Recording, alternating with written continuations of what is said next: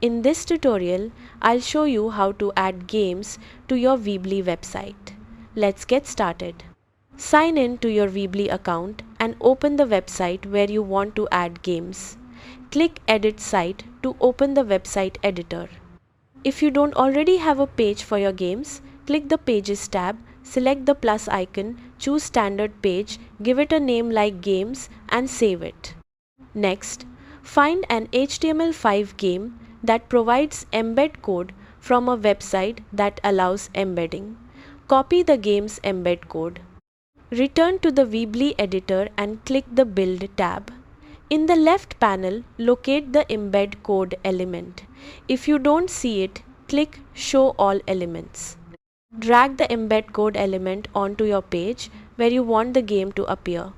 Click the element, choose Edit Custom HTML and paste the game embed code into the editor.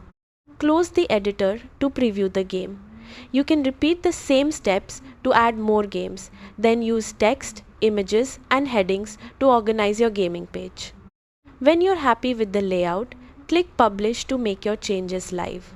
That's how to add games to your Weebly website. Thanks for watching.